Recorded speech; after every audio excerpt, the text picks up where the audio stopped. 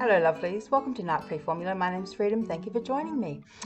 Today's episode is about why we fall for the narcissist's lies.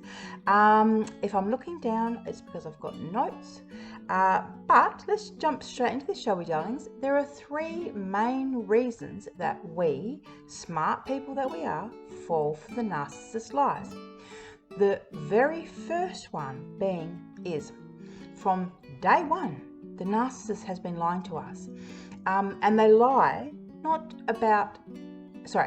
just about particular things. They lie about everything.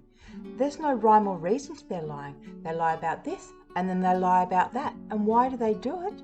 Well, they're doing it because what they're doing, when they're lying about things they don't even have to lie about, what they're actually doing is they're trying to confuse you so that you can't figure out what they look like when they're actually lying. So you can't figure out when they're lying or when they're telling the truth. It's like when, poker players, for example, you might have heard the term, the tell. There's a certain giveaway physical sign or signal that the poker player will give and the other poker players are looking for when they've got, a winning hand.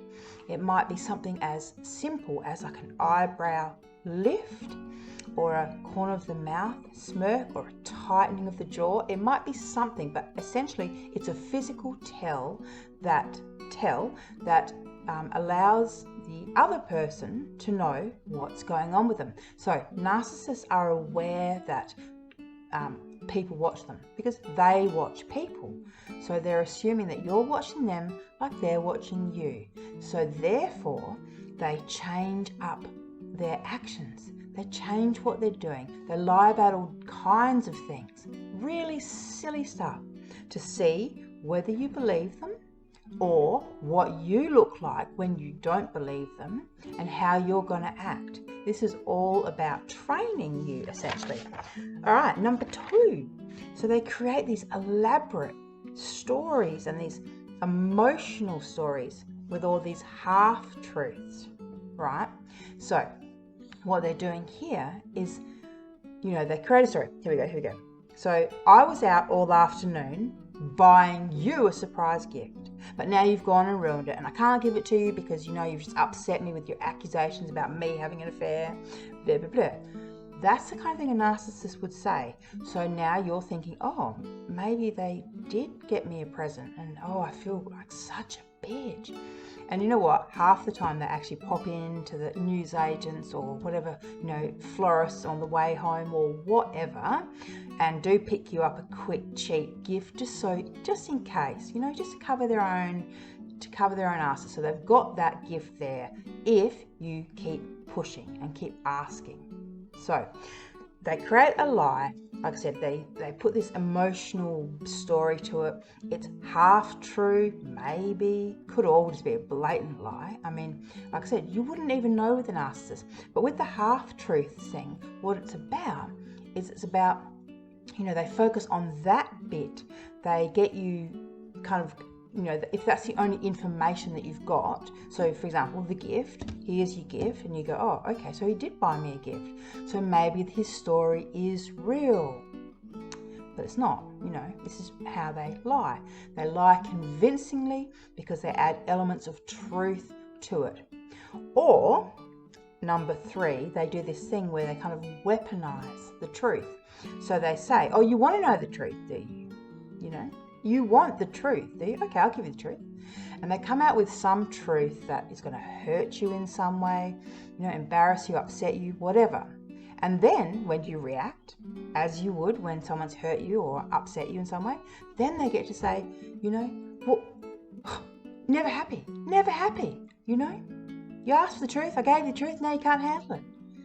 Or they put it back on you and spin it back that it's somehow your fault.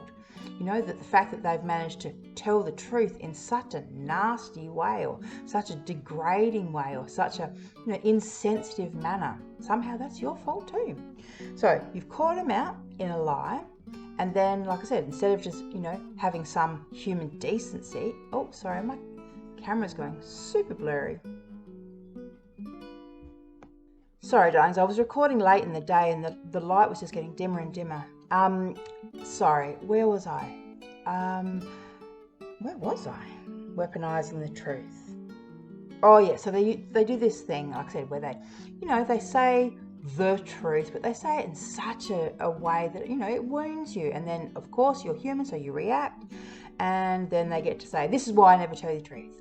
This is why I keep things to myself, right? And what ends up happening is you start to think, well, it's not really safe for me to ever challenge them. It's not really safe to actually start these conversations, because part of the weaponizing bit is, they use the truth as the first, arrow of the weapon, of the war, the first injury. So they start it, they say, some kind of half truth, like, oh yes, I was talking, to a woman online, but it's not like we were having sex.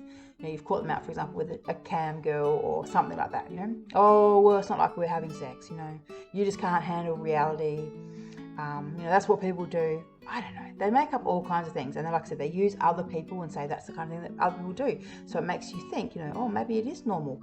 When like instinctively, that, abuse is abuse and cheating is cheating. And no matter how people try and spin it, they're still, they're still cheating. You'd be surprised, though, I've got to say, how many times I have clients saying to me about questions like, is that actually cheating? Like when he's just exchanging nudes with like this, the woman down the street, like, is that cheating?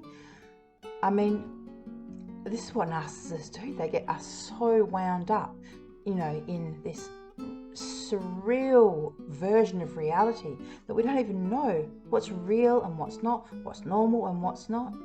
I mean, if it's something that, he wouldn't do in front of you, or would be devastated if you did to him, then yes, it probably is cheating. All right, lovelies. So back to the weaponizing. So they make it, like I said, so it's too scary for you to even challenge them, because they either sulk or they start an argument, or they use it to storm out, and they decide to give it the silent treatment for 3 weeks, so you really learn the lesson not to talk to them about their lies. That's a big thing with the narcissist, just quickly, is it's only a lie if they get caught, right? That's just one of those weird realities.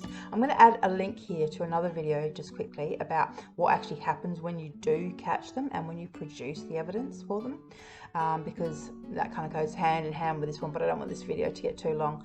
All right, lovelies. I'll talk to you soon. Thanks for watching. Bye.